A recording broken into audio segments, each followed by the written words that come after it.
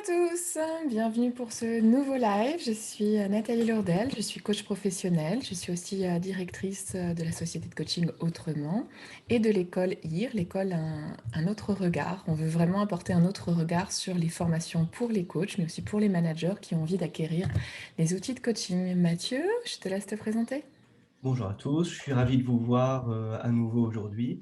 Alors, superviseur certifié spécialisé sur le continuum du haut potentiel, idem, coach professionnel certifié spécialisé sur le haut potentiel. Et j'ai le plaisir, évidemment, d'être responsable pédagogique pour la partie HPI de l'école de Nathalie. Bon, aujourd'hui, on avait envie de vous partager à quoi ça ressemble la vie d'un coach. Parce que beaucoup de personnes sont en train de se former au coaching. Certains s'interrogent sur est-ce que je me forme au coaching et quelle serait ma vie si j'étais coach. Alors, on s'est dit qu'on allait partager ce petit schéma que vous pouvez aussi retrouver dans mon livre qui s'appelle Le coaching, tout simplement. Mais là, on va vous donner les détails. On va aussi répondre à vos questions. Donc, merci à tous ceux qui nous passent des petits messages de bonjour dans les commentaires. Posez vos questions aussi, on y répondra en live. C'est aussi ça, ce but, d'avoir un échange direct avec vous et de partager au maximum. Donc, c'est parti. Une première question peut-être par rapport à ce schéma. Comment tu vois la partie coaching avec tes clients? Quelle part ça occupe dans ta vie? Comment tu vois les choses? Alors, la première chose qui me vient, c'est que ce n'est que le sommet de l'iceberg et que ce qui fait toute la qualité des séances, en tout cas pour moi, hein, je parle pour moi là, aujourd'hui, ce qu'on fait avec vous, c'est qu'on témoigne notre vie, ma vie de coach, hein, comme, comme on l'a mis en titre sur LinkedIn. Et pour moi, ce qui est vraiment important, c'est d'avoir cette activité sur les réseaux sociaux que vous connaissez, d'avoir cette recherche de contrat, d'avoir ces formations, ces lectures, tout ça, on va le voir ensemble parce que tout va s'interconnecter. Il y a vraiment la notion d'avoir une activité multipotentialiste avec tout qui s'interconnecte. Et du coup, quand on a une séance, c'est comme si la séance était le condensé de tout ce qui se connectait en amont. D'où l'importance, ce dont on va vous parler aujourd'hui, d'avoir toutes ces pétales en fait dans l'activité de coaching. Et en même temps, on pourrait avoir l'impression, quand on veut s'orienter vers le coaching, que penser qu'être coach, c'est occuper la majorité de son temps à faire des activités de coaching avec ses clients qui sont en individuel ou en collectif. Et non, c'est qu'une partie. Alors là, les pétales sont équivalentes. Il y a sûrement des modulations à faire. Pour l'équilibre du dessin, j'ai mis les pétales équivalentes, mais moi, je pense que c'est 30 à 40% du temps qui est consacré au coaching en présentiel ou en distanciel d'ailleurs avec ses clients.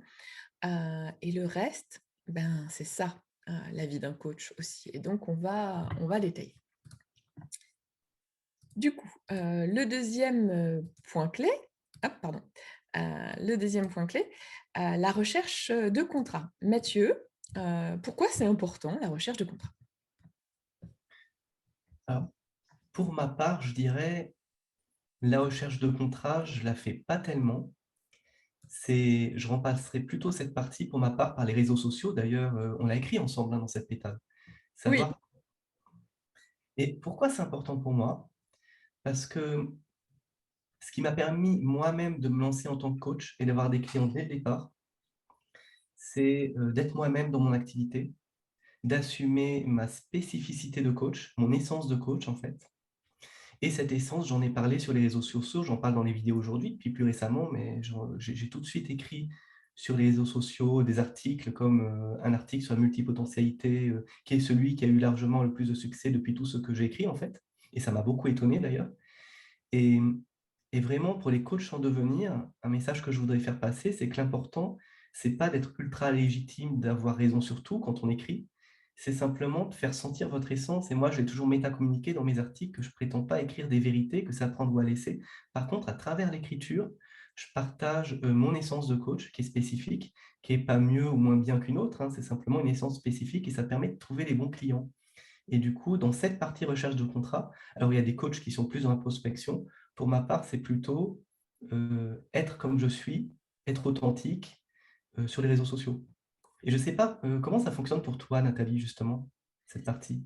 alors en tout cas pour moi, c'est quand même important qu'en tant que coach, vous vous rendiez compte qu'il y a un côté, business aussi, c'est-à-dire, bah, signer des contrats, avoir des clients et gérer ça. Donc ça veut dire qu'il ne faut pas occulter, ce besoin de chercher des contrats. Ça peut être tout simplement, des rendez-vous, participer à des événements où vous rencontrez des gens qui potentiellement peuvent venir des clients. Ça peut être répondre à des appels d'offres, c'est une façon de travailler, mais là, il faut plutôt être en équipe. Et puis, c'est du temps que vous passez à communiquer, à écrire, à faire des mailings pour ceux qui font des mailings, peu importe le système finalement. Mais peut-être ce qui est important pour moi de vous dire, c'est qu'il y aura aussi cette partie. Le coaching, enfin vivre du coaching professionnel, ça sous-entend aussi avoir un côté, entrepreneur finalement Ouais. et il ne faut pas le négliger. Donc nous, dans notre formation Devenir coach, on a fait un module où on parle de structurer ses offres, de se préparer à rencontrer, des prescripteurs, des DRH, des futurs clients et à proposer, ses offres de façon structurée, d'avoir un contrat de coaching clair et qui donne envie. Donc voilà pour, cette partie-là et si vous avez, des questions surtout, posez-les nous. Ce que je propose, c'est qu'on passe à la suite parce que le coaching, c'est aussi préparer ses interventions. C'est-à-dire que, surtout pour les collectifs, il y a parfois des outils, des méthodes, il y a la préparation avec le client, il y a la préparation aussi du coach, seul. Mais ce que j'ai mis dans la préparation, c'est aussi le déplacement parce que, une partie de la vie du coach, c'est, d'être entre 2 trains ou selon votre rayon de travail, mais il faut avoir conscience que les coachs, c'est aussi, un métier où on a besoin de se déplacer, notamment quand on fait du collectif et qu'on anime des séminaires.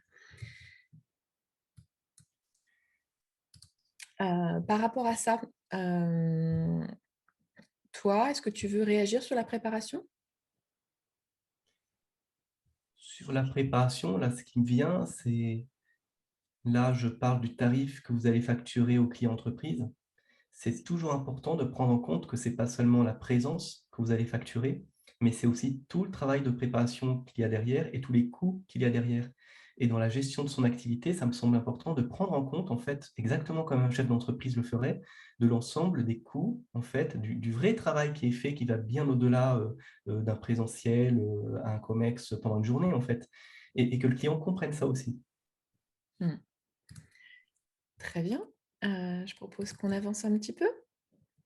La formation, les séminaires de coaching pour pratiquer, pour apprendre de nouvelles choses, la lecture, continuer à apprendre, progresser, écrire aussi, hein, comme vous l'avez vu, Mathieu et moi, on écrit beaucoup. Moi, j'ai écrit un livre sur le coaching et avec Mathieu, on est en train d'écrire un nouveau livre sur, les, hauts potentiels et ça fait partie aussi du métier, alors sous une forme ou une autre. Mais, par rapport à cette thématique-là, toi, Mathieu, pourquoi tu dirais que, heu, tout ce qui n'est pas du coaching, c'est aussi le métier de coach? Ah, pourquoi je disais que tout ce qui n'est pas du coaching, c'est aussi le métier de coach? Ouais. Alors, il y a cette notion, dont je parlais tout à l'heure, qu'avoir toutes ces activités en parallèle qui sont par ailleurs essentielles en tant que chef d'entreprise, on est bien d'accord, c'est aussi ça qui va vous apporter de l'inspiration pour, quand vous serez, en présence avec le client. Il y a aussi autre chose qui me vient là-dessus, c'est que quand on est coach, c'est quoi l'identité d'un coach vis-à-vis de la société? C'est peut-être pas uniquement d'accompagner des clients qui sont en séance, c'est aussi d'accompagner la société dans son ensemble et les 2 se font écho et c'est parce qu'on accompagne la société dans son ensemble qu'on accompagne bien ses clients et inversement. D'où cette importance d'avoir ces 2 pétales du haut, et la recherche de contrat, ça va être aussi tout ce travail de réseau. En tout cas, pour ma part, je passe beaucoup de temps, sans forcément l'intention de vendre quoi que ce soit, mais je passe beaucoup de temps avec les dirigeants pour parler de l'importance, d'inclure dans les entreprises un coaching vraiment spécialisé sur le haut potentiel et en quoi, ça peut être très intéressant pour les organisations. Et c'est ce que je conseille de faire pour tout coach en devenir, c'est de se dire qu'il n'est pas uniquement coach pour des clients, mais coach pour la société aussi, qu'il a un message à faire passer et qu'une grande partie du travail va être aussi de faire passer ce message. Et toutes les pétales du bas, dont les formations qui sont extrêmement importantes, ça va les soutenir en quelque sorte, ces 2 pétales du haut. Et Nathalie, justement, pour toi, c'est les formations, tu parles beaucoup de l'importance des formations. Qu'est-ce que tu dirais, pour toi là-dessus? Écoute, pour moi, un coach qui ne se forme pas et qui n'évolue pas, c'est un coach qui est en train de se scléroser. Parce qu'on accompagne des gens à grandir, à se transformer. Comment on peut faire ça si soi-même, on est figé, on n'évolue plus, on n'apprend plus, on n'innove pas? Donc pour moi, c'est essentiel que tous les coachs continuent à se former. Alors après, il y a des séminaires, des associations professionnelles de coaching, il y a la lecture évidemment, mais pour moi, c'est pas suffisant. C'est-à-dire que se former, se frotter à d'autres coachs, à d'autres styles d'accompagnement, c'est crucial. Moi, chaque année, je me forme à différentes approches. Je me suis formée à l'art-thérapie et le coaching, il y a quelque temps, mais aussi à la gestalt, parce que je pense que c'est important d'utiliser le corps dans le coaching. Et tout ça vient nourrir ma pratique, vient aussi nourrir évidemment l'école de coaching IR, puisque on a une visée d'avoir une formation intégrative. J'ai envie de dire, j'invite tous les coachs à avoir une palette de formation pour avoir des approches multiples. On ne coach pas avec un seul et merveilleux outil qu'on a appris dans une école ou d'autres. Et on a besoin de s'inspirer d'autres styles de coaching. Donc, je pense qu'il faut avoir été se frotter, été confronter sa pratique à d'autres pratiques de coaching et donc rencontrer d'autres coachs pour continuer à progresser soi-même. Et c'est comme ça qu'on est congruent. Pour faire grandir et progresser ses clients, il faut aussi avoir appris à continuer à être sur ce chemin personnel de développement. Ça permet effectivement cette remise en question de sa pratique qui est essentielle parce que souvent en formation, dans les formations de qualité, il y a des aquariums par exemple, c'est-à-dire qu'on amène les stagiaires à se coacher mutuellement et c'est l'occasion de partager sa pratique et c'est vraiment là où on peut remettre en question certaines choses qui avaient un peu dévié, mais très inconsciemment en fait, sans qu'on s'en rende compte. Ça permet de recadrer plein de choses et c'est vraiment super important. Alors si j'avance un peu, quand on est coach, il ne faut pas négliger qu'il y a aussi un travail administratif ou un travail de coordination avec les équipes ou l'équipe avec laquelle on travaille, parce que ce n'est pas forcément la partie sur laquelle on est le plus confortable, mais pour réussir son business de coach, il faut aussi avoir de la comptabilité, facturer, préparer des contrats, faire des réunions d'équipe, s'organiser quand on fait un coaching d'organisation. Il y a des réunions de l'équipe de coach. Moi, donc à Autrement, on travaille en équipe. Mathieu fait partie de l'équipe, mais aussi Chloé, que vous voyez régulièrement en live, Olivier et tout un tas d'autres. Et ça veut dire qu'on se fait des réunions d'équipe aussi pour coordonner notre travail, pour aussi prendre du recul sur les contrats qu'on a faits, s'améliorer, partager. Et ça, ce volet plus administratif ou plus réunion managériale ou coordination est important parce que sinon on peut être un coach complètement isolé et déconnecté de la réalité ou déconnecté d'un business qui fonctionne. Parce que si vous ne faites pas un travail administratif avec les déclarations URSSAF, avec tous les autres volets de comptabilité, comment vous faites quoi? Ça, c'est un vrai point de vigilance parce qu'on peut être excellent coach, mais pas gérer l'administratif et du coup, ne pas avoir un business qui tourne.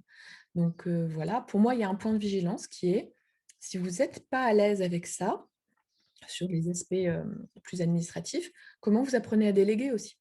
Et qu'est-ce que vous faites avec ces parties-là pour qu'elles soient bien traitées et qu'elles permettent, de faire fonctionner votre activité?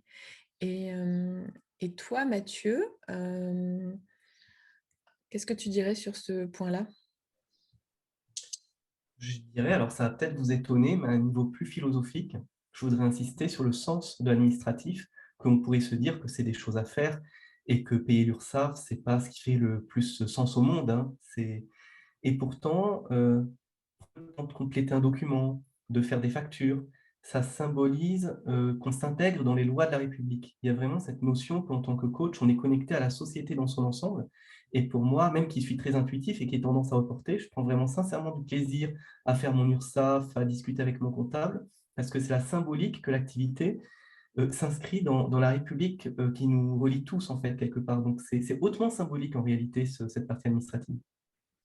Moi, je dirais que j'ai du mal à prendre du plaisir, mais je vais être claire, nous avons Mélanie qui est une assistante, pour toute l'école et pour toute la société Autrement et j'ai plaisir à lui confier les missions de facturation, d'organisation parce que je sais qu'elle va bien le faire et qu'elle est consciencieuse et j'ai plaisir à déléguer.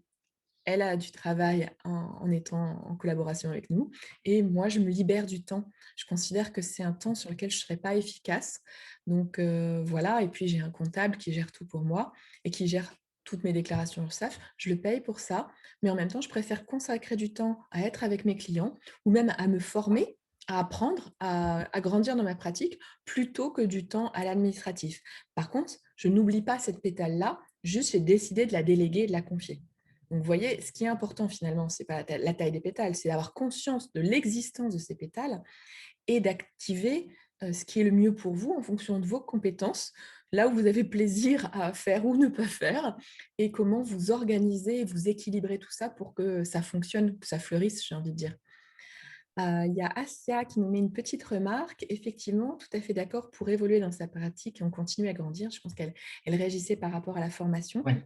et je dirais même, formez-vous à avec des approches originales ou des choses qui sont un peu, nouvelles par rapport à votre première formation de coach. Je pense que c'est ça l'intérêt. Vous voyez, moi, je suis allée chercher sur des thématiques un peu nouvelles et je pense que, nous aussi, à IR, on a cette volonté de faire grandir la communauté des coachs et de leur permettre de prospérer dans un métier qui peut être très épanouissant si on sait s'inscrire dans une dynamique, écologique, j'ai envie de dire. Comment le coach, fait fleurir aussi sa vie, sa profession, de manière à avoir une vie très agréable et équilibrée. Et là, on parle d'un thème absolument passionnant, on pourrait en parler des heures. C'est comment assurer une écologie intérieure pour qu'en reflet systémique, pour modéliser ça vis-à-vis de ses clients et qu'en reflet systémique, ce soit congruent d'accompagner des clients à développer leur écologie intérieure également et l'écologie du monde. Donc, il y a tout cet ensemble d'écosystémiques au niveau de l'écologie, en fait. Et je voudrais peut-être faire un méta, Nathalie, avec toi sur cette fleur, en fait, pas tellement un méta, mais une prise de recul, on dira ça comme ça. D'accord? C'est qu'on voit que les pétales vont dans toutes les directions et ça symbolise, alors je reviens sur mon thème favori, s'autoriser à exister pleinement dans son activité de coach.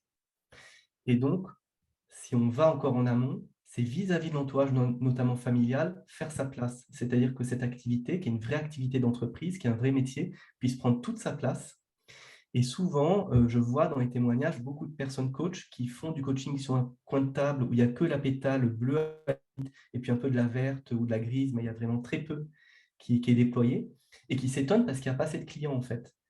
Et c'est parce qu'il y a il y a l'injonction que le coaching, ce serait un truc comme ça, qui ne serait pas vraiment professionnel. Donc, il ne faut surtout pas que ça dépense d'argent.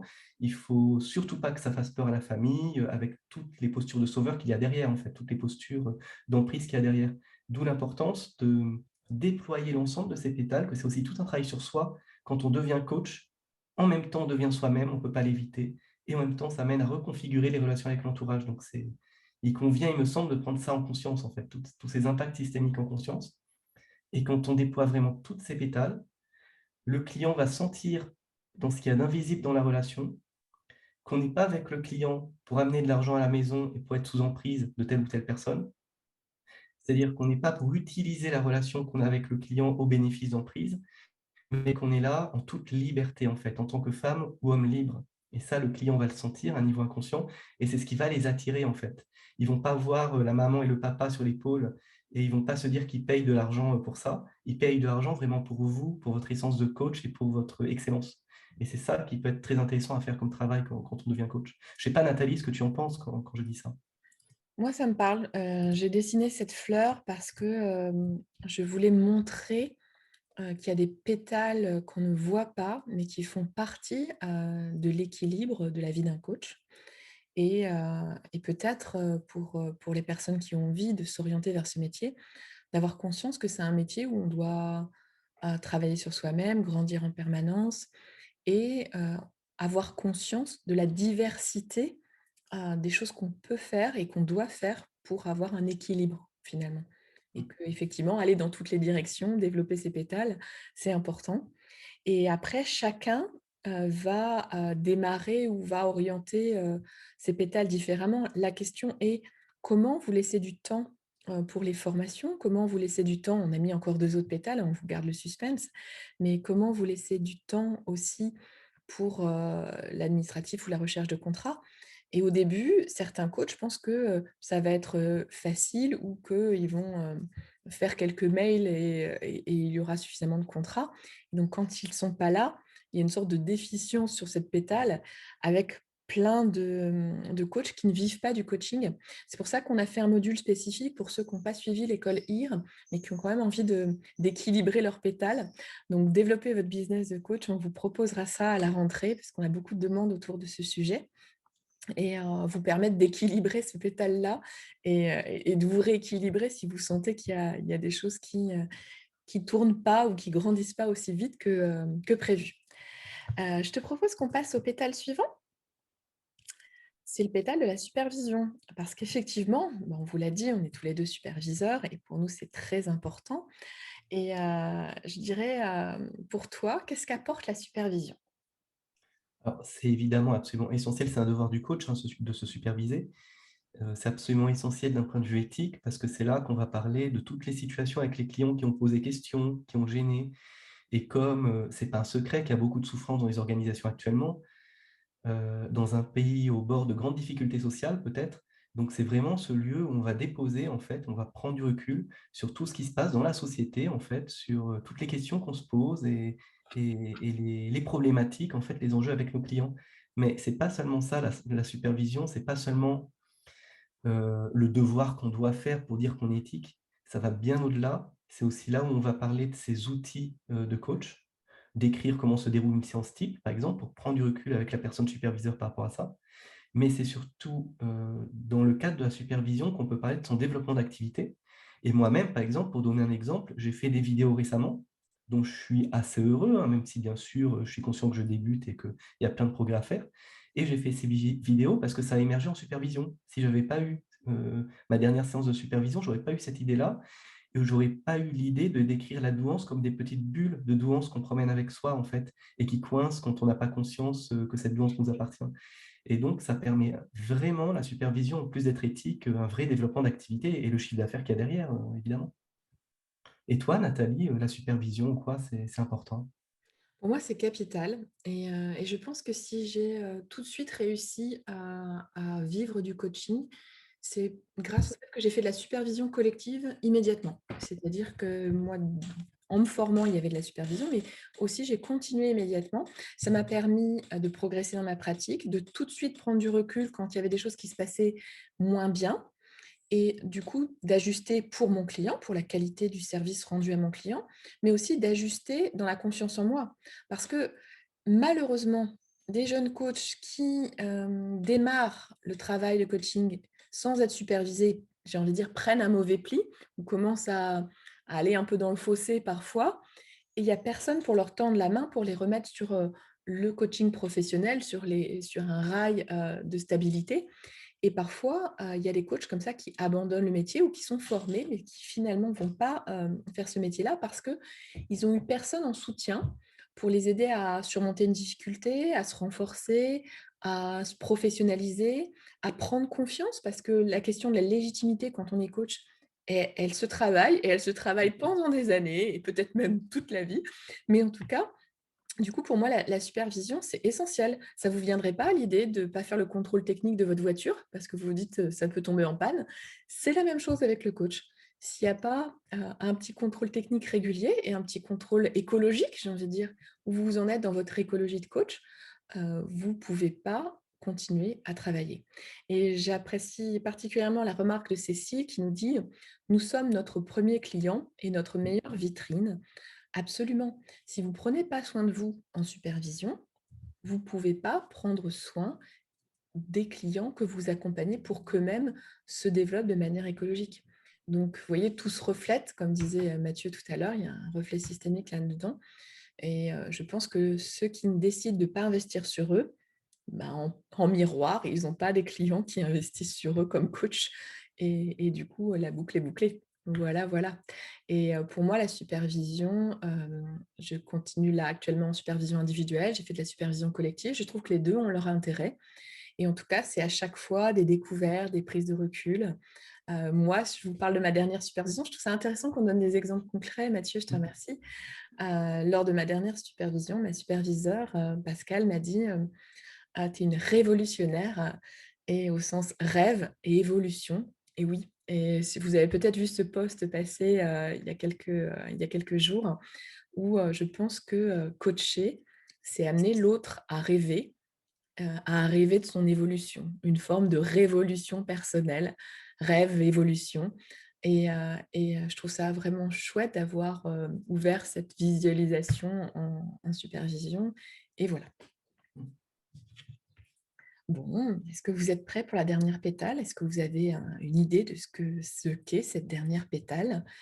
Heu, je vous laisse commenter éventuellement. Qu'est-ce que vous metteriez, vous, dans cette dernière pétale de Vie ma vie de coach?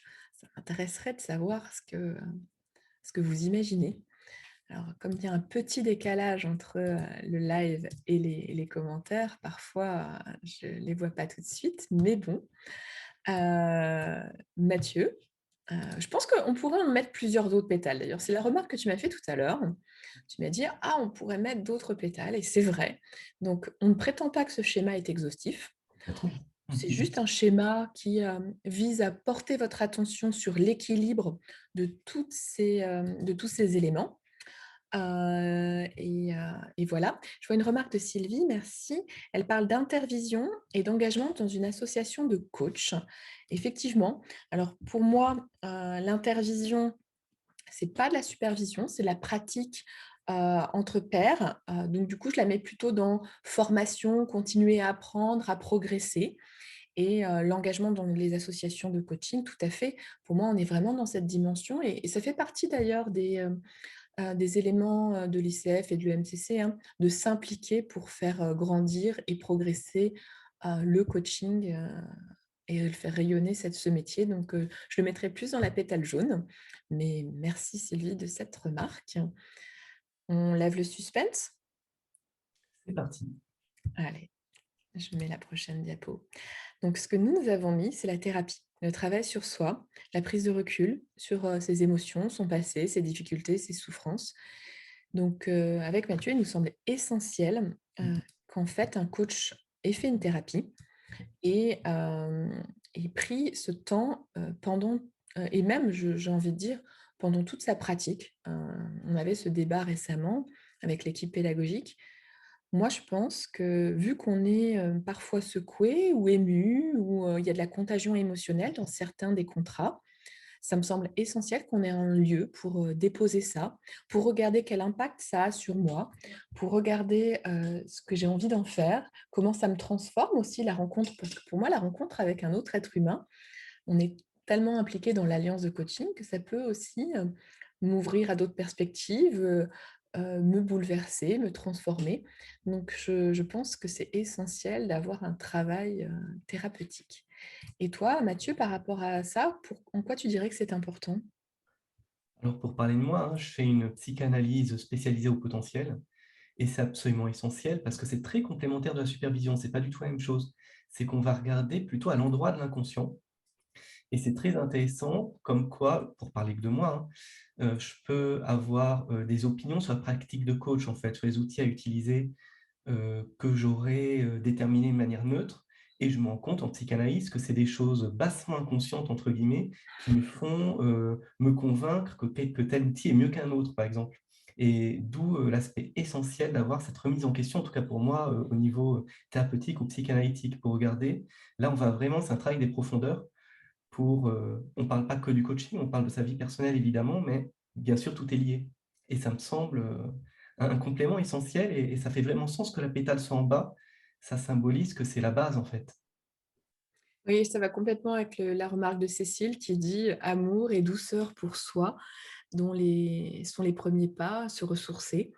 Je pense que oui, au sens large, on pourrait mettre se ressourcer et la thérapie en fait partie. Il y a peut-être d'autres formes de ressources, hein, le développement personnel ou, aller danser, que sais-je. Mais je pense que c'est important que les coachs aient conscience que le coach peut aussi faire un burn-out. On est dans l'intensité, dans l'émotion et du coup se ressourcer, prendre soin de soi est absolument, absolument essentiel. Hem et donc Raphaël nous dit qu'elle est en cure de rêve éveillé libre, et de la Ah oui, bien psychanalyse sûr. 3.0. Tu Mmh. veux réagir à la remarque de Raphaël? Ah, que c'est passionnant effectivement et de mon côté, je passe beaucoup du temps à faire de l'auto-hypnose, tout simplement, à l'aide de vidéos YouTube et du rêve lucide également. C'est tout à fait démontré scientifiquement, un rêve lucide, c'est se réveiller pendant qu'on est en train de rêver on prend conscience qu'on rêve et du coup, on peut piloter son rêve. Et à ce moment-là, dans le rêve, on peut demander à des personnages qu'est-ce que ça signifie. Et pour moi, pour mon activité de coach, ça m'apporte vraiment. Ça m'arrive de demander à des personnages dans mes rêves, c'est quoi l'outil de coaching de demain? C'est quoi que je pourrais développer en fait dans ma pratique de coaching? Donc il y a plein de choses dont on n'a pas parlé évidemment. Et le développement personnel, c'est un embarras de richesses à découvrir en fait. Mmh. Et donc Assia nous fait une remarque aussi, elle dit: «Au début, j'avais honte de faire de la supervision, peur de ne pas être légitime dans la profession. Aujourd'hui, je n'hésite pas à en parler aussi à mes clients. Je gagne en assurance pour moi et pour mes clients». Est-ce que tu veux répondre à la remarque d'Assia? Alors, il y a deux choses qui me viennent, qui sont peut-être pas liées avec mes excuses, hein, parce que j'ai tendance à penser dans tous les sens. Je pense pas être le seul. C'est que oui, la supervision aide énormément à se sentir légitime. Et ça peut être intéressant, même si c'est pas forcément toujours le lieu, dans comment on se sent avec le superviseur. Ça peut être très intéressant de métacommuniquer avec son superviseur comment ce qui se passe en fait. Ça m'est arrivé pour ma part hein, de ne pas me sentir légitime face à ma superviseure il y a quelques séances. Et on a pu prendre du recul par rapport à ça et ça m'a énormément aidé. Ça m'a fait des échos super intéressants sur certaines missions de coaching. Donc, et ce qui me vient aussi, c'est qu'un sujet dont je parle souvent, c'est que quand on ne se sent pas légitime face au client ou dans son activité de coaching, on peut le voir comme un contre-transfert. C'est-à-dire que plutôt que de se laisser embarquer par cette illégitimité et de reboucler sur le «je me sens pas légitime», ce qui revient souvent chez les hauts potentiels qui sont coachs, hein, c'est se dire: «Ah, c'est intéressant, il y a quelque chose dans la relation avec le client qui me ferait me sentir pas légitime». Alors, on va se laisser traverser par le contre-transfert sans tomber dedans et on va réintroduire ça dans la relation avec le client, en métacommuniquant avec le client, par exemple: «C'est marrant, j'aurais pu me sentir pas légitime. Il y a quelque chose là dans ce qui se passe entre nous qui m'amènerait à vouloir montrer que je suis un super coach, à vouloir en faire plus, à vouloir poser les bonnes questions. Qu'est-ce que ça reflète dans l'organisation?» Et là, je donne un exemple de la puissance que permet la supervision. C'est que plutôt que de se laisser embarquer par son contre-transfert, on va prendre du recul, se laisser traverser par le contre-transfert et le réinjecter quelque part, le mettre en circulation. Voilà, c'est le terme que je cherchais, le mettre en circulation dans la relation avec le client. Et là, c'est une autre puissance à ce moment-là. Et moi, pour répondre à Assia, je dirais que, c'est l'inverse. Je vous invite à ne pas engager un coach qui n'a pas de superviseur et moi, je le mets dans mes, devis, dans mes contrats, que je m'engage à être supervisée, à être en thérapie de manière à améliorer ma pratique en continu et je m'engage à être formée et à participer au développement du métier de coach aussi. Donc au contraire, pour moi, un coach qui est supervisé, c'est un coach qui a le courage Oui. de, prendre du recul sur sa pratique, et qui a le courage d'évoquer, ses cas clients. Donc voilà, je pense que c'est pour ça que beaucoup de coachs, n'ont pas de superviseur. Ça veut dire que ça nécessite beaucoup de courage pour pouvoir dire: «Bon, là, je crois que j'ai pas été au top avec ce client et j'ai besoin d'en parler». Et donc du coup, clairement, comment, faire confiance à quelqu'un qui a pas le courage de remettre en cause sa pratique ou de prendre du recul sur sa pratique? Donc voilà, pour moi, bravo à Sia et bravo à tous ceux qui sont supervisés parce que ça veut dire que vous avancez et que, vous êtes OK pour prendre du recul sur vous aussi. Et on a une remarque de Raphaël qui nous dit: «J'ajouterai une pétale, recherche-développement». Alors je pourrais peut-être compléter. J'ai mis formation, hem, pour moi derrière ça, il y a recherche et développement, progresser, écrire, c'est une forme de recherche sur sa pratique, sur sa vision du métier, mais tout à fait en phase avec vous Raphaël. Voilà pour, ce point. Je ne vois pas d'autres, questions pour le moment. Mathieu, est-ce que tu as envie, de partager autre chose? Qu'est-ce que je pourrais partager que cette fleur? On peut mimer cette fleur, être supervisé, être en thérapie, tout en étant en quelque sorte dans le faux self, en s'autorisant pas à exister pleinement. C'est-à-dire sur le papier, on va être un super coach qui coche toutes les cases, mais derrière, en filigrane, on s'autorise pas à exister pleinement et on comprend pas pourquoi les clients ont un peu de difficulté à venir. Et c'est pour ça que ça peut être très intéressant d'être en conscience, en fait. C'est ce que je souhaite à tous les coachs là qui nous suivent, c'est toujours poser ce regard conscient, sortir de l'hypnose au sens négatif du terme, avec laquelle on a été éduqué, c'est-à-dire ces journées qui s'alignent les unes aux autres et qui font qu'on est dans des habitudes, en fait.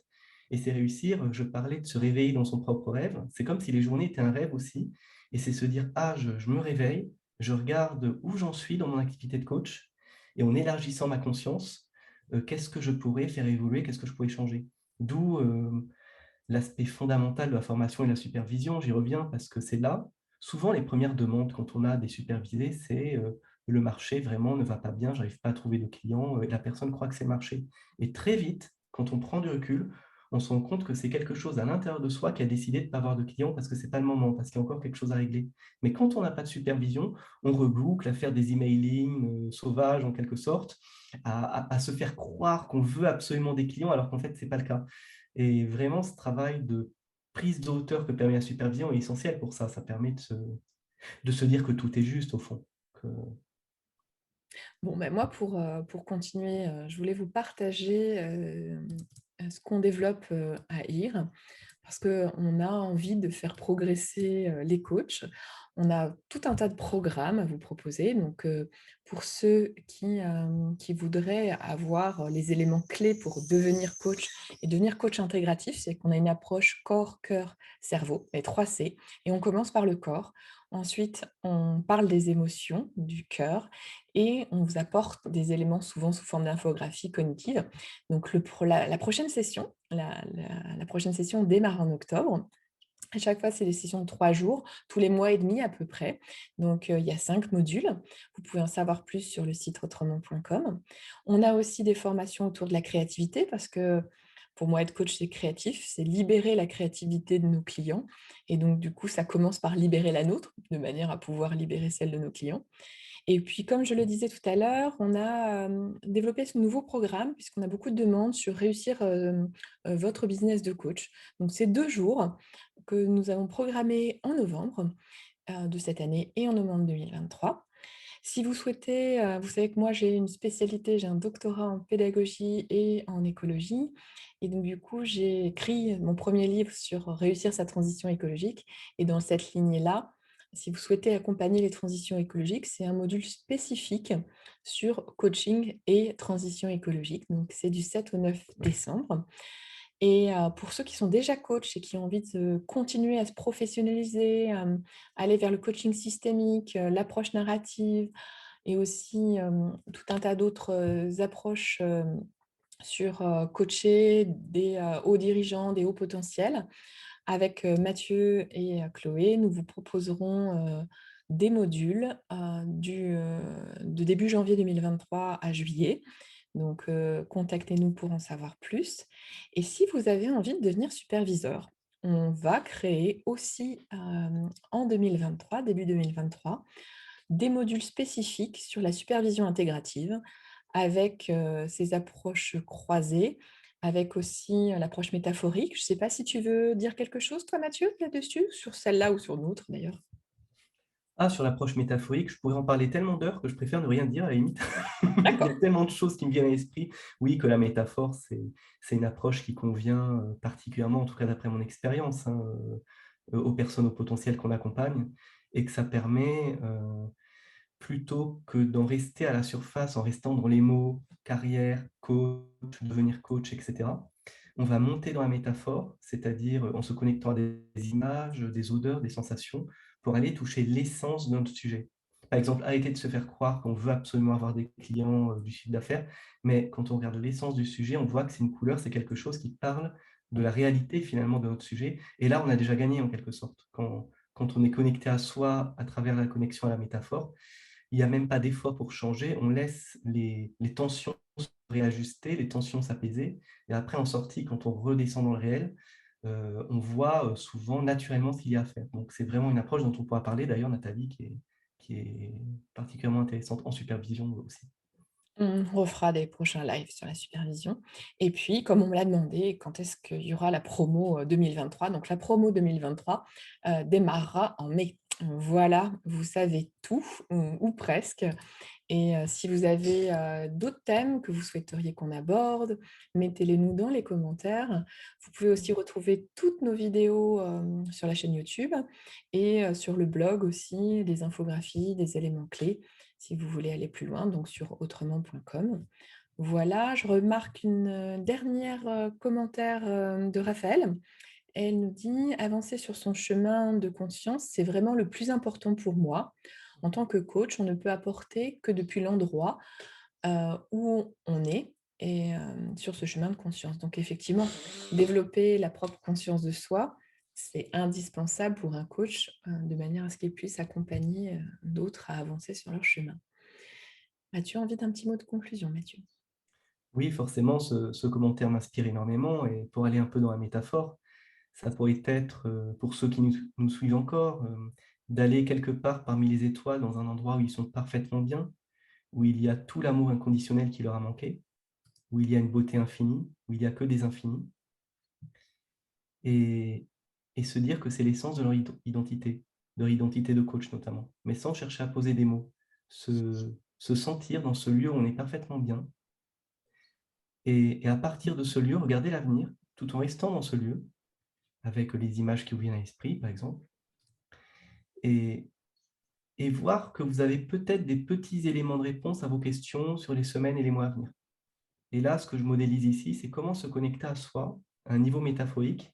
Ça va permettre de laisser des solutions émerger à l'intuition, en fait, sans rien forcer, sur ce qui serait juste de faire les semaines à venir. Et c'est vrai que c'est un élément dont on n'a pas parlé, mais qui me semble essentiel aussi, c'est s'autoriser à se laisser réussir. C'est ne plus se forcer à réussir en tant que coach, ce ne serait pas écologique, ce serait comme l'avion qui monte dans le ciel à grande dépense d'énergie.